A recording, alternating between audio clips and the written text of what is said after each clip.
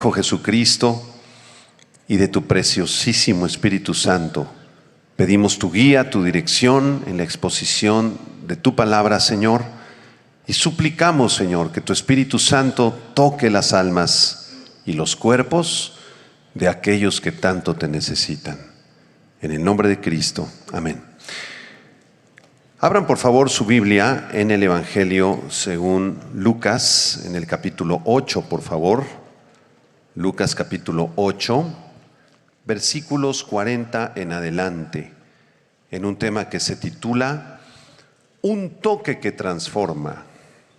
Un toque que transforma. Vamos a leerlo. Lucas 8:40 dice: Cuando volvió Jesús, le recibió la multitud con gozo, porque todos le esperaban.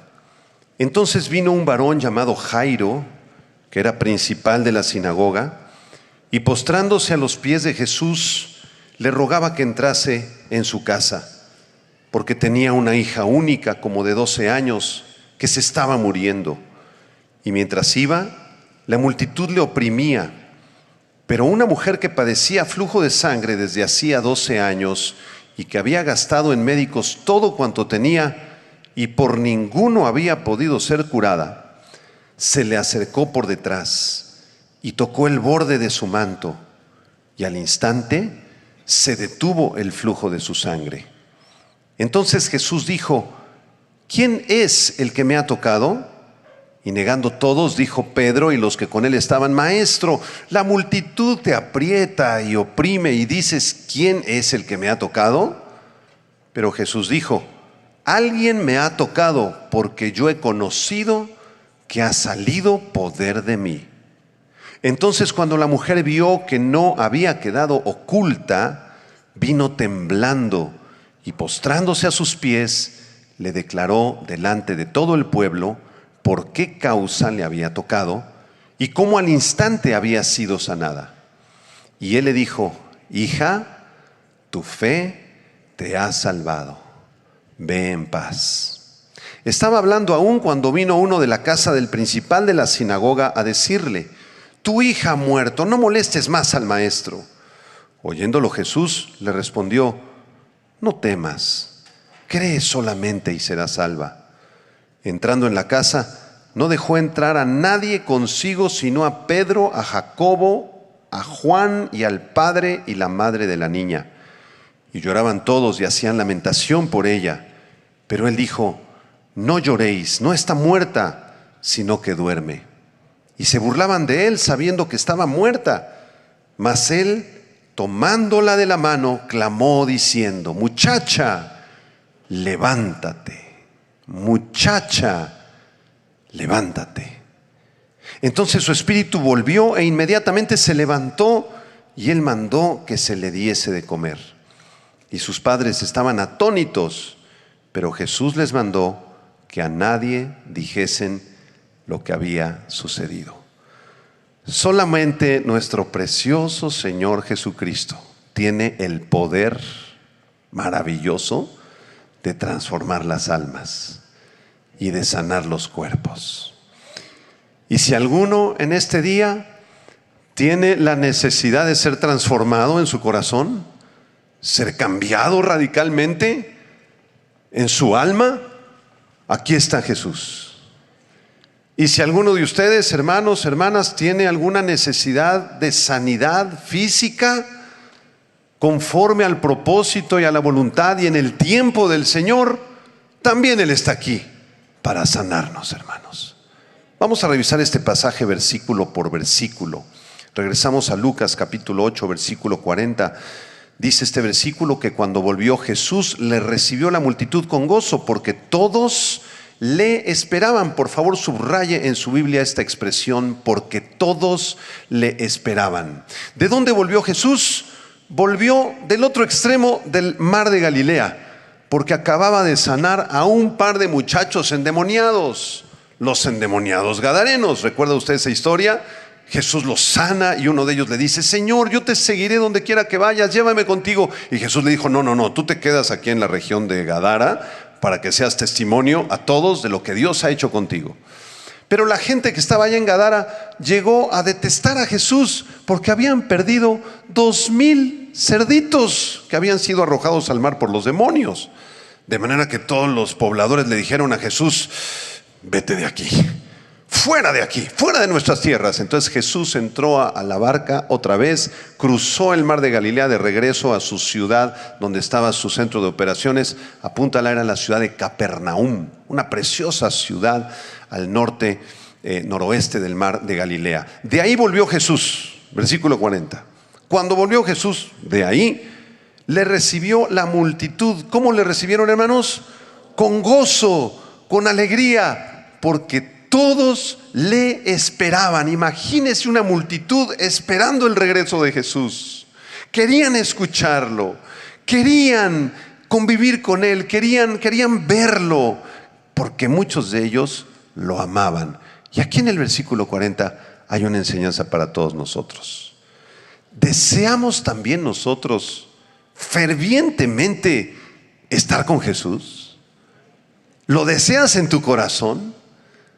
Cuando tú desayunas en la mañana y estás ahí con tu familia a la hora de la comida, de la cena, ¿anhelas la presencia de Jesús en tu mesa?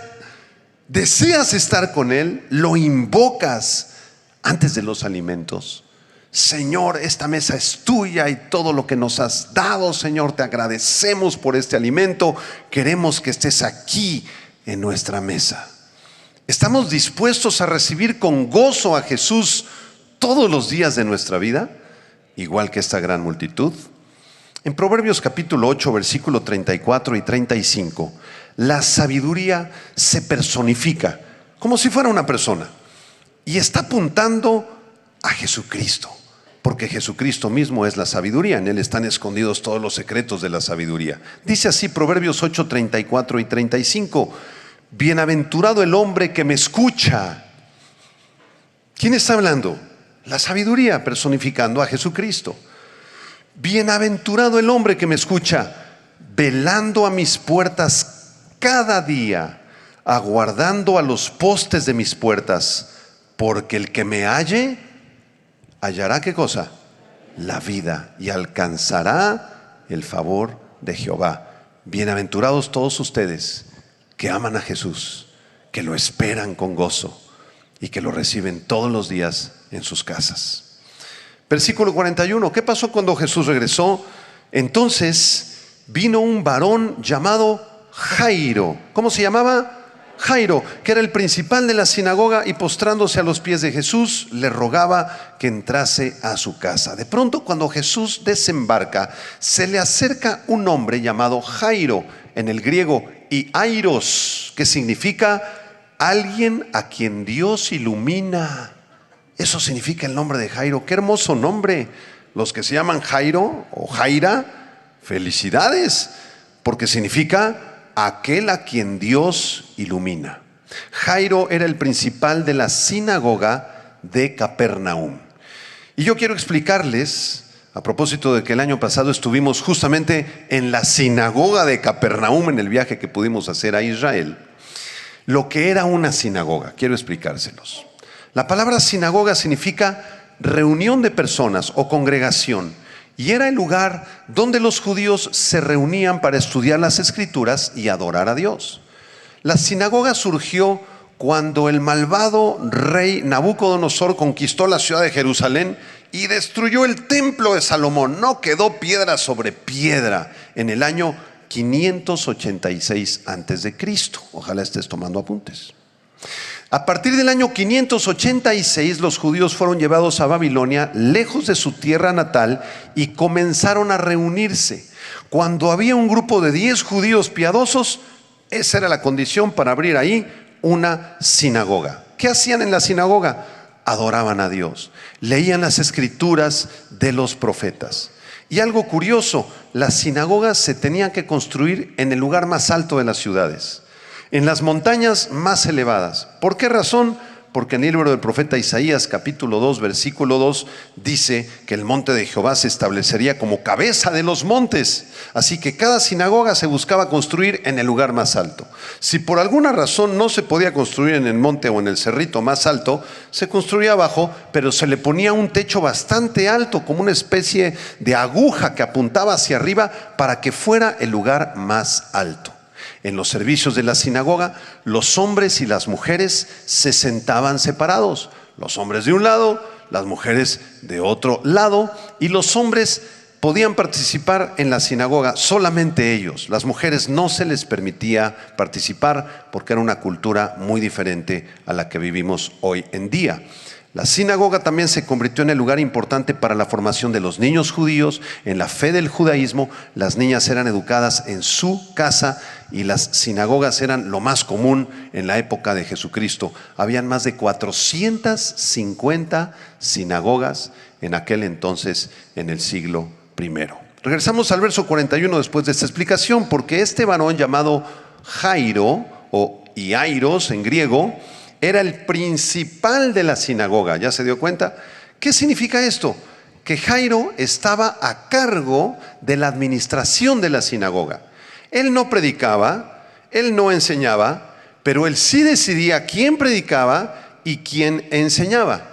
Él elegía a los que habrían de hacer las lecturas y los que habrían de hacer las oraciones en cada uno de los cultos. Estaba a cargo de la administración de la sinagoga.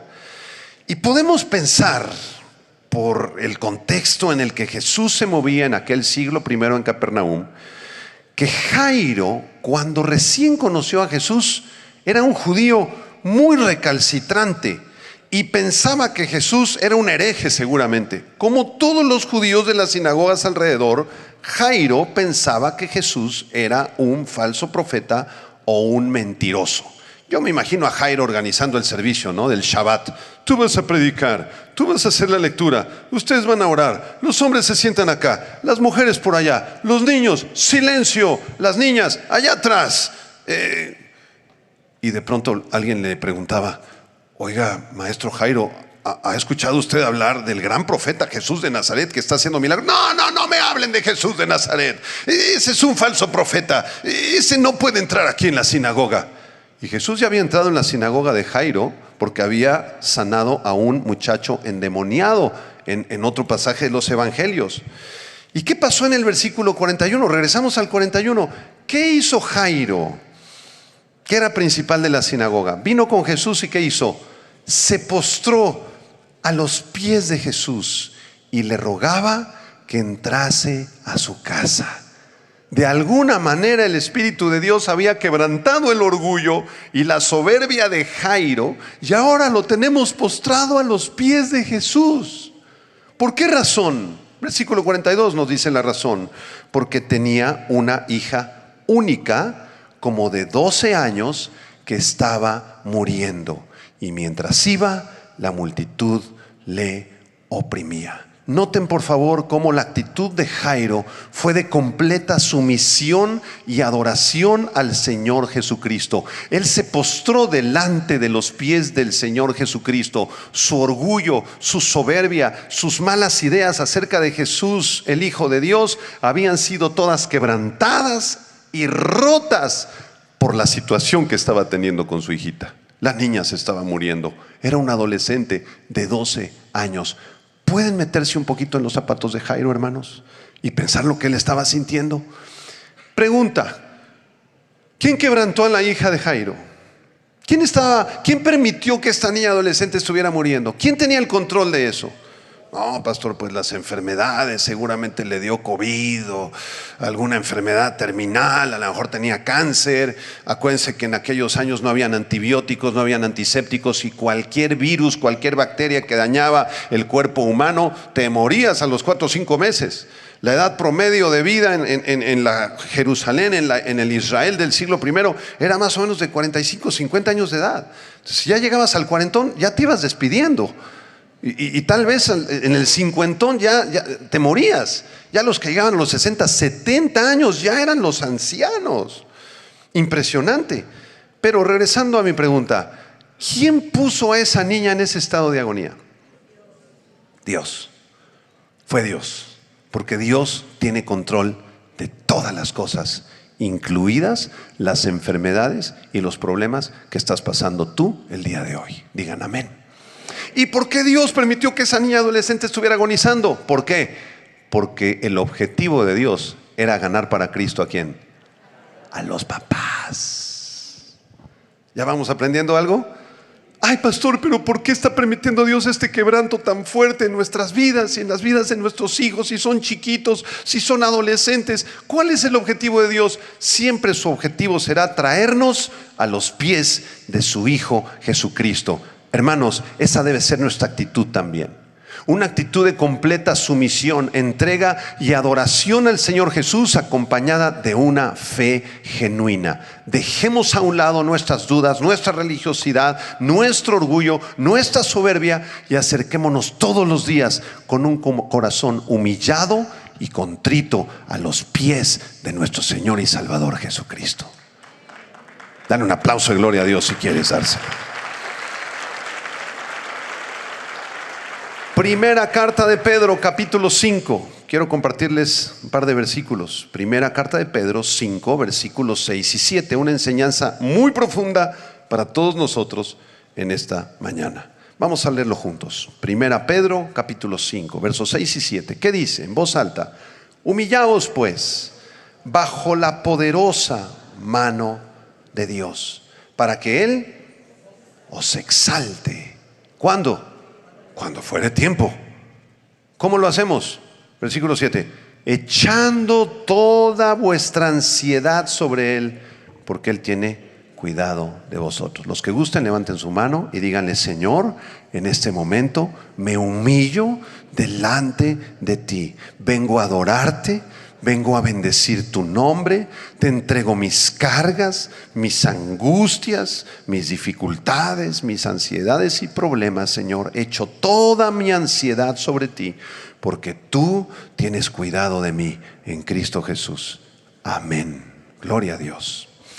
Versículo 42. ¿Qué pasó en el verso 42? Tenía una hija única como de 12 años que estaba muriendo, y noten la última frase del versículo 42, subráyala, dice: y mientras iba, o sea, Jesús estaba enseñando, estaba predicando, Jairo lo interrumpe: Señor, ven por favor a mi casa. Y mientras Jesús iba, dice aquí que la multitud le oprimía. Es un detalle interesante. La palabra oprimir proviene del griego sumpnigo y significa literalmente muerte por ahogamiento o muerte por asfixia. Eso significa que la multitud no dejaba caminar a Jesús, lo estaban apretujando. No quiere decir que lo querían ahorcar, ¿verdad? O asesinar. No, es en sentido figurado. O sea, lo estaban asfixiando por todas partes, lo sofocaban, lo asfixiaban, no lo dejaban pasar. Y ahí va Jesús rodeado de toda esta multitud con sus discípulos. Era muy difícil dar un paso, ¿verdad? Jesús a estas alturas ya era muy famoso en todo Israel, hermanos. Aunque él no quería la fama. Siempre que hacía milagros les decía: no le digan a nadie, no le digas que hicimos esto. ¿Sabes qué? Ve al templo y dale gracias a Dios. Él no quería fama para sí mismo. Es tan diferente de nosotros. Nosotros sí queremos la fama y el reconocimiento y salir en la foto, y somos bien orgullosos. Jesús todo lo contrario. Jesús no quería la fama, pero a pesar de ello ya era una persona famosa, era una celebridad en todo Israel. Lo estaban asfixiando, lo estaban sofocando, no lo dejaban dar un paso. Y entonces, en el versículo 43 se abre un paréntesis. Vamos a ver qué pasó en este paréntesis. Verso 43. Ocurrió algo. La Biblia dice: pero, digan conmigo, pero. Algo pasó, pero, paréntesis. ¿Qué pasó? Pero una mujer que padecía flujo de sangre desde hacía 12 años, la misma edad que la niña, y que había gastado en médicos todo cuanto tenía y por ninguno había podido ser curada, se le acercó por detrás y tocó el borde de su manto, y al instante se detuvo el flujo de su sangre. Se acerca esta mujer que padecía flujo de sangre. ¿Qué era eso del flujo de sangre? una hemorragia crónica, impresionantemente dolorosa. Esta mujer estaba padeciendo una aflicción física, un dolor físico, una incomodidad terrible en su ropa y en sus prendas íntimas.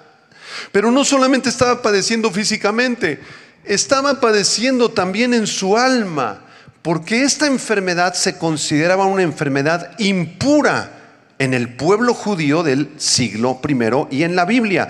Se le consideraba impura permanentemente por razones ceremoniales. Si usted lee Levítico capítulo 15, versículo 25 al 29, apúntenlo, Levítico 15, 25 al 29, ahí se explica con lujo de detalles cuando hay un padecimiento en la mujer de este tipo, un flujo de sangre, y cómo la mujer era impura, se le consideraba impura, se le aislaba de la sociedad, nadie le hacía caso, vivía sola, aislada, en la pobreza. ¡Qué terrible! Era un sufrimiento no solo físico, también era un sufrimiento en su alma. Y para colmos, versículo 43, había gastado en médicos, ¿cuánto? Todos sus ahorros. Y no dice solo todos sus ahorros, todo lo que tenía. Vendió el microondas, el refrigerador, la lavadora, vendió todo, hermanos, para poder atenderse. Pero todos los médicos que ella consultó resultaron ser un verdadero fracaso. Les voy a leer un comentario de William Lane de cómo eran los remedios para el flujo de sangre en el siglo I. Escuchen, abro comillas. Un remedio consistía en beber una copa de vino que contenía un polvo compuesto de goma, alumbre y azafrán de jardín. Otro tratamiento consistía en una dosis de cebollas persas cocinadas en vino y administrada con las exclamaciones: levántate de tu flujo de sangre, levántate de tu flujo de sangre. Otros médicos prescribían choques repentinos o llevar cenizas de un huevo de avestruz en cierta parte de la ropa que no vamos a explicar aquí. Estos eran los remedios del siglo I. Y esta mujer había gastado todo su dinero y todo lo que tenía en estos inútiles tratamientos. Ya se había tomado la copa de vino con polvo de goma, de alumbre y azafrán de jardín. ¿Alguien quiere probar este remedio, hermanos? Ya había conseguido un huevo de avestruz, lo había hecho cenizas, lo había hecho pulverizado, se lo había puesto en cierta parte de sus prendas íntimas, y tampoco esto le había resultado. Los doctores habían fracasado. Versículo 44. ¿Qué pasó en el verso 44? Esta mujer, esta muchacha, se le acercó. ¿Por dónde? Por detrás, en un huequito que encontró, porque Jesús estaba rodeado por la multitud que lo asfixiaba. Se le acercó, se coló por ahí esta muchacha y tocó el borde de su manto, y al instante, digan conmigo, al instante, se detuvo el flujo de su sangre. Quiero que noten las siguientes enseñanzas de estos versículos. Número 1, esta muchacha tuvo una fe arrojada y valiente. Tuvo una fe arrojada y valiente. No le importó absolutamente nada que la vieran posiblemente manchada de sus ropas. No le importó que la identificaran como una mujer inmunda. Ella sabía que Jesús la podía tocar y la podía sanar.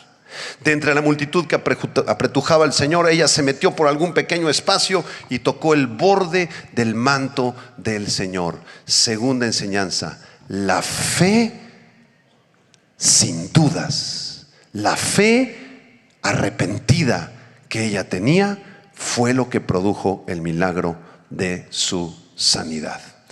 Les voy a decir lo que dice Agustín Ambrosio de Milán, que fue un teólogo del siglo IV. Fíjense lo que dice este teólogo: no creen los que oprimen, creen los que tocan. Con la fe se toca a Cristo, con la fe se le ve. Si queremos curarnos, toquemos la borla de Jesucristo por medio de la fe. Nadie lo toca sin que Él lo sepa. Bienaventurado el que toca la menor parte del verbo, pues ¿quién puede abarcarle todo?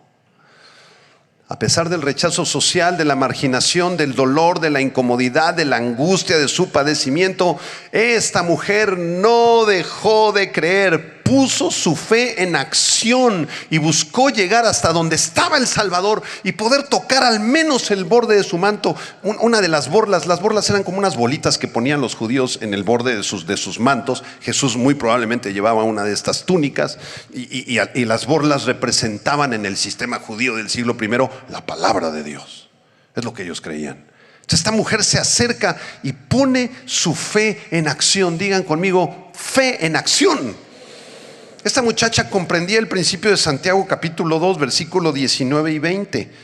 ¿Qué dice Santiago 2, 19 y 20? Tú crees que Dios es uno, bien haces. También los demonios creen y tiemblan. Mas quieres saber, hombre vano, que la fe sin obras es muerta. Dile a la persona a tu lado, la fe sin obras. Imagínese esta muchacha en la mañana en su casa. Sé que hoy viene Jesús. Me dijeron que viene llegando, ya desembarcó, está predicando en la sinagoga. ¿Saldré a verlo o mejor me quedo en mi casa padeciendo mi flujo de sangre? Saldré a ver a Jesús, pero hay una multitud. ¿Cómo voy a hacer para llegar al maestro? Va a ser imposible tocarlo. No, soy una boba. No, nunca voy a poder tocarlo. Esta enfermedad jamás se me va a quitar. Y era una lucha en su mente, pero el Espíritu de Dios la impulsó y tuvo una fe valiente. Esa fe la puso por obra. Salió de su casa, no le importó nada y logró tocar el borde del manto de Jesús. Pregunta, ¿qué poder fue el que sanó a esta mujer? ¿El poder del manto? No, el poder de Jesús. El que es poderoso es Jesús. Amén. ¿Qué pasó después? Versículo 45. Vamos a seguir leyendo. Entonces Jesús, apretujado, rodeado de personas por todas partes, dijo. ¿Qué dijo el Señor? ¿Quién es el que me ha tocado? Y negando todos, yo no, Señor, yo tampoco, Señor, no, yo tampoco te toqué, Señor. Entonces, ¿quién tomó la palabra? Adivinen. Claro, Pedro. Ese Pedro era tremendo, era un imprudente, era muy arrojado. Ese Pedro hablaba cuando tenía que callarse y se callaba cuando tenía que hablar, como algunos de nosotros.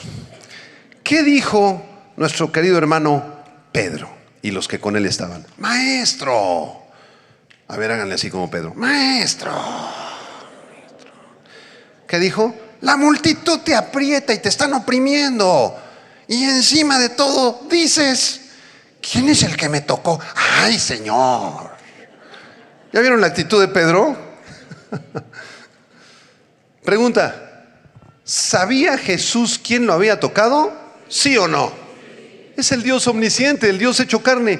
Claro que sabía quién le había tocado. Entonces, ¿por qué preguntó?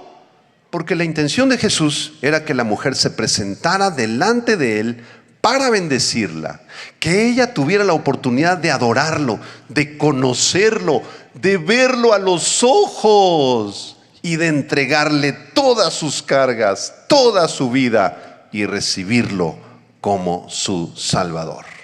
El Evangelio de Marcos capítulo 5 verso 32 dice que Jesús volteó y miraba alrededor a todos para ver quién lo había tocado. O sea, él como que estaba buscando, aunque ya de antemano sabía quién lo había tocado. Pero no lo hacía porque no supiera acerca de ella, sino simplemente para que ella se acercara y testificara.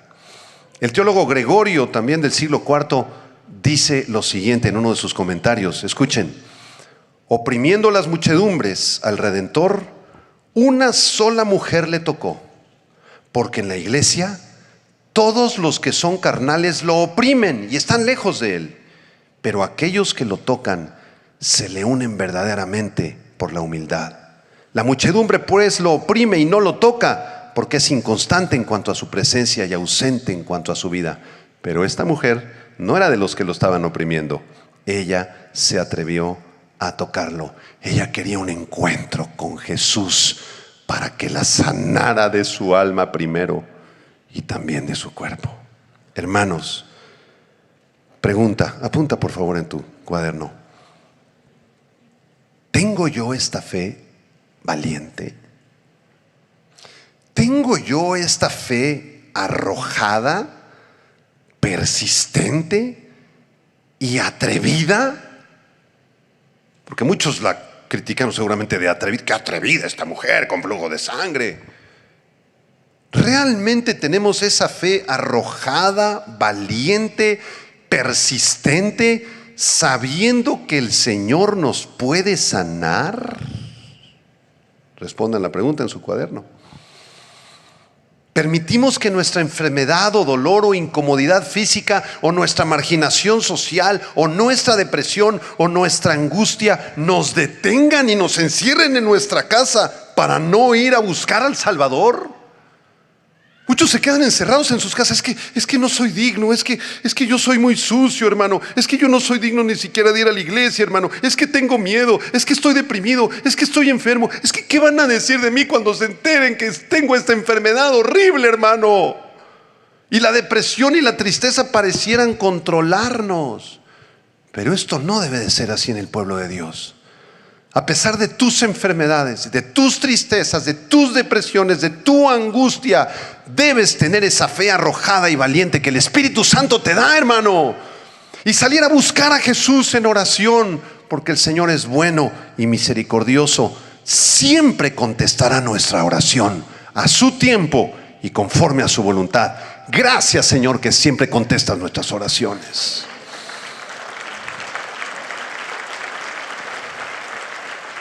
Juan capítulo 15, versículo 7. ¿Qué dice? Juan 15, 7. Palabras de Jesús que te las dice a ti, señorita, a ti, joven, a usted, hermano. Juan 15, 7. Jesús está hablando. Escucha. Permanece en mí. ¿Qué está diciendo Jesús? Permanece en mí. Y mis palabras permanezcan en ti. Y pide todo lo que quieras y te será hecho. ¿Cómo permanecemos en Jesús? A través de su palabra, a través de la oración. Y tal vez estás orando por un hijo rebelde, por una tía que no se ha convertido, por una abuelita que está todavía en una falsa religión, y ya tu fe ya menguó, ya bajó, ya te quedaste encerrado, ya el miedo ya ganó. No, de aquí a que mi tía se convierta, no, nos va a dar el milenio y la eternidad. No, hermano, esa no es la fe que quiere Jesús. Jesús desea una fe valiente, una fe arrojada, una fe en donde tú cierres la puerta de tu cuarto y te postres y digas: Señor, yo vengo a interceder por mi tía, por mi hijo. Señor, sácalo de ahí donde está, de las drogas, del pecado. Señor, alcánzalo donde quiera que está, ciérrale las puertas del pecado. Señor, yo vengo a interceder por él. Quiero tocarte a ti, Señor, y quiero que tú lo salves. Haz un milagro, Señor, solo tú puedes hacerlo. ¿Cuántas veces hemos orado así? Versículo 46. Lucas 8:46. Pero Jesús dijo: alguien me ha tocado, porque yo he conocido que ha salido poder de mí. O sea, Jesús está apretado por todas las multitudes. Viene esta mujer, él ni siquiera, aparentemente, ni siquiera se debería haber dado cuenta que le tocaron el borde del manto, hermanos. Pero en ese momento de ese toque, él percibió la fe de esta mujer y sintió que algo salió de él, que poder salió de él. Y ahí tenemos que investigar esa palabra para entenderlo mejor. Apúntala, la palabra poder, dunamis en griego. Dunamis se refiere al poder inherente de Jesús para obrar milagros.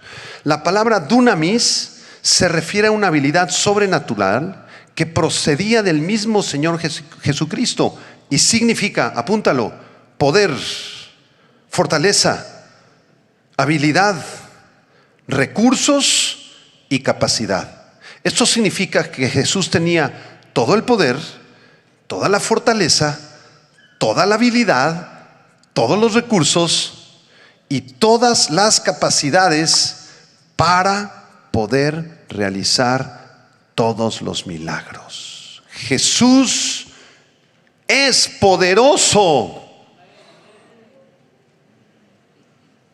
Creo que no los emocionó mucho esa declaración. Jesús es poderoso. Él tiene poder.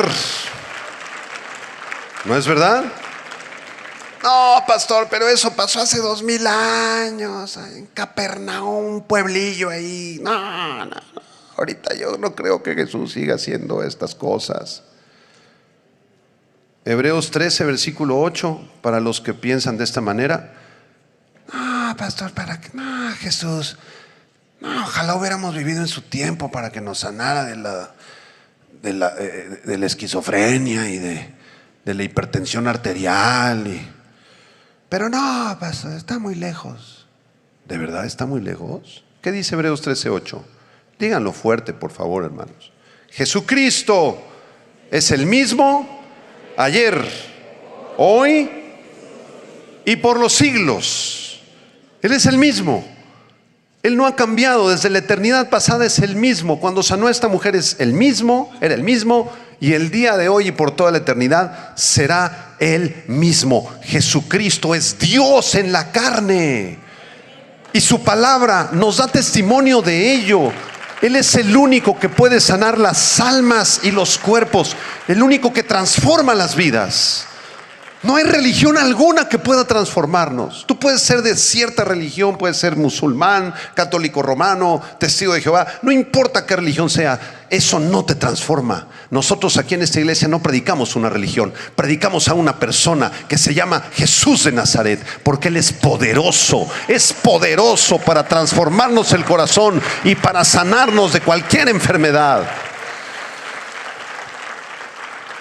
Si les pidiera que subieran a la plataforma algunos hermanos o hermanas que han sido testigos del poder milagroso de Jesucristo para transformar tu corazón, que estaba bien podrido, y además para sanarte físicamente de algún padecimiento, no terminaríamos este servicio. Nos tardaríamos 5 o 6 días. Muchos testimonios de que Jesucristo es el mismo ayer, hoy y por los siglos. Recuerdo cuando nació mi hijo, que estaba ahí en la incubadora, 21 días en la incubadora, y tenía la pancita así como de ranita. Y llega el pediatra: no, tu hijo no va a sobrevivir. Es un caso muy difícil, no digiere, su estómago no sirve. Mira, no te preocupes, así me dijo. El 95% de los niños que pasan a quirófano con este padecimiento se mueren. Ve buscando ya una funeraria y no te preocupes, ya vuelves a intentar otro chamaco después. Así me dijo. Y yo le dije: te voy a decir una cosa, doctor. Nosotros somos creyentes, no en una religión, en Jesucristo, el Hijo de Dios. Y el Señor Jesucristo, si Él quiere, y si yo oro, y mi esposa ora, y todos los hermanos oramos, va a sanar a mi hijo. Ay, sí, me dijo, vete a dar tu servicio, me dice. Y nos pusimos a orar, hermanos. Llegó el cirujano pediatra, dijo: ya lo preparamos para la cirugía, pero no le damos muchas esperanzas. Un día antes de la cirugía me llama el doctor, me dice: oye, bien nervioso el doctor. Me dice: oye, ¿qué hiciste? Le dije: ¿qué hice de qué? ¿Qué hiciste con el niño? ¿Qué le diste o qué? No, doctor, nada más oramos por él. Es que ya digirió, ya hizo su primera poposita. No se imaginan cómo celebramos esa poposita, hermanos. El Señor es un Dios de milagros, y si Él quiere te cambia el corazón en un instante y te sana de tu cuerpo, de tus enfermedades. Lo puede hacer milagrosamente en un toque de sanidad milagrosa. Puede usar un doctor también. Versículo 47. ¿Qué dice el verso 47? Entonces, cuando la mujer vio que no había quedado oculta, imagínense la escena, toda aquella multitud se hizo a un lado porque Jesús: ¿quién me tocó? ¿Quién? No, yo no, Señor, yo no. Y todos hicieron así como un espacio hasta que quedó la mujer expuesta. La mujer vio que no había quedado oculta y vino como, pues cómo no, vino temblando. A ver, háganle así como temblando. Ay, sí.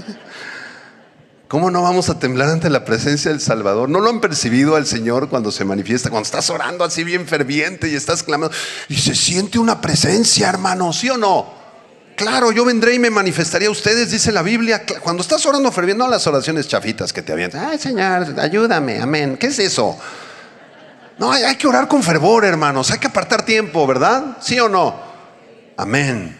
Entonces vino temblando. ¿Y qué hizo esta muchacha? Claro, se postró a sus pies. Le declaró delante de todo el pueblo por qué causa le había tocado y cómo al instante había sido sanada. Qué preciosa historia. Esta mujer vino, se postró a los pies del Señor Jesucristo. Ella pudo haber dicho como el salmista en el Salmo 38 versículo 9: Señor, delante de ti están todos mis deseos y mi suspiro no te es oculto. A ver, díganlo conmigo, levanta tus manos y dile: Señor, delante de ti están todos mis deseos y mi suspiro no te es oculto. Esta mujer se arriesgó porque la ley levítica decía que cualquier mujer con flujo de sangre, con estos padecimientos tan tremendos, ¿verdad?, de las mujeres, si esa mujer tocaba a otra persona, la otra persona quedaba inmunda. Si la mujer entraba a un restaurante y tocaba así la mesa quedaba inmunda. Imagínense. Si entraba a una sinagoga era un escándalo. Entonces ella sabía que si tocaba a Jesús, ¿qué? Jesús podía contaminarse. Pero la gracia del Señor fue más grande que su pecado. La gracia del Señor fue más grande que su enfermedad. Porque cuando nuestras faltas son muchas, su gracia es mayor. Di conmigo: cuando mis faltas son muchas. Cuando mis faltas son muchas. A ver otra vez: cuando mis faltas son muchas, su gracia es mayor. Su gracia lo cubre todo. El amor de Jesús cubrirá multitud de pecados. Vamos a hacer una oración para terminar. En realidad van a ser dos oraciones. La primera oración, vamos a pedirle al Señor y a su Espíritu Santo que está aquí, hermanos, y se puede percibir su presencia muy preciosa. En esta primera oración vamos a pedirle al Señor que transforme los corazones, porque Él vino a salvar y a buscar lo que se había perdido. Si tú no conoces a Jesucristo, el de la Biblia, no el de la religión, el de la Biblia, aquí está el Jesús verdadero, el de las Sagradas Escrituras.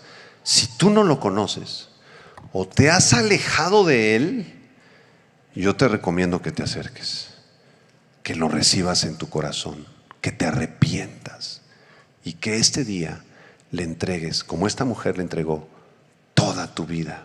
Que te postres, si tú quieres arrodillarte ahí en tu silla, está bien.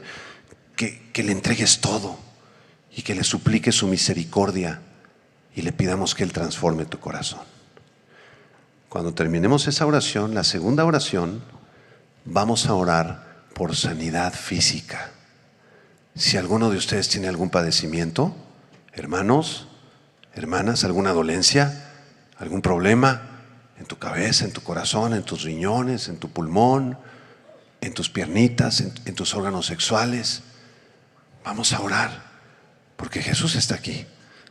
Y si Él lo desea, Él puede tocarte o puede dirigirte con personas que pueden traer sanidad completa a tu vida, porque Él es el mismo ayer, hoy y por los siglos.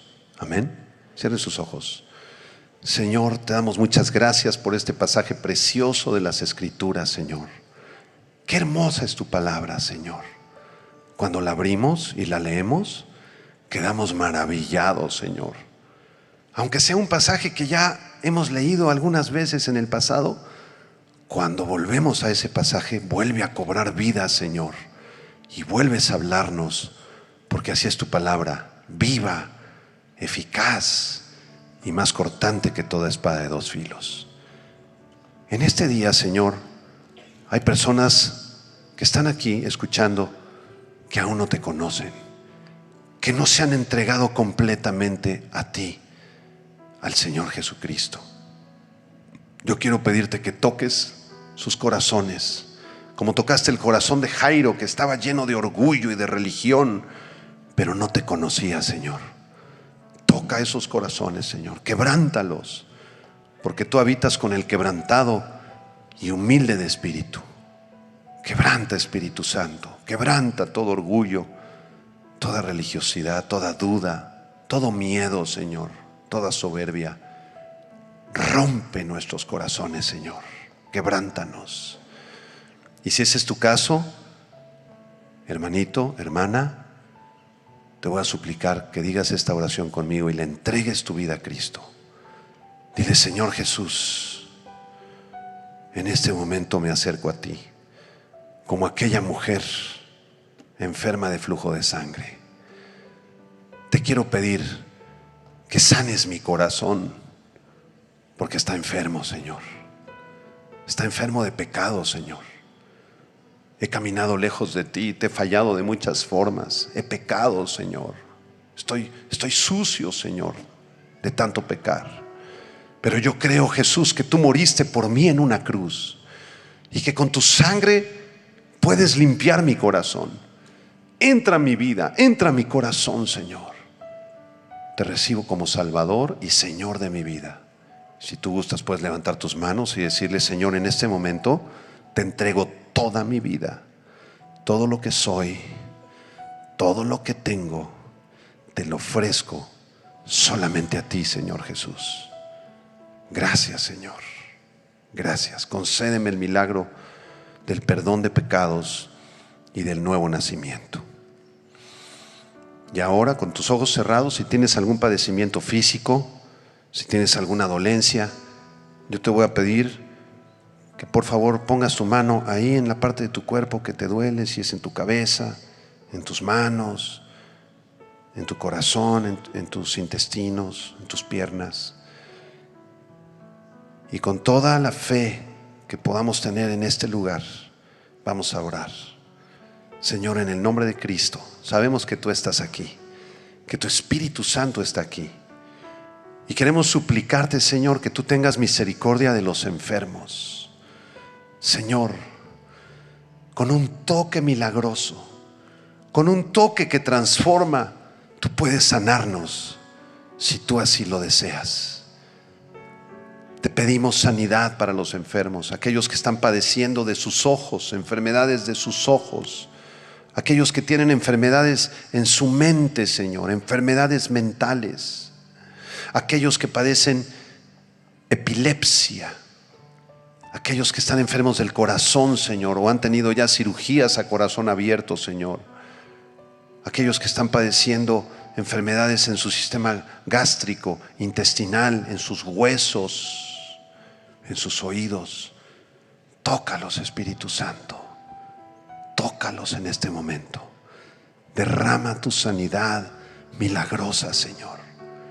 Nosotros nos arrojamos a ti, nos postramos delante de ti, Señor, y queremos no solo tocar el borde de tu manto, sino besar tus pies, Señor Jesucristo.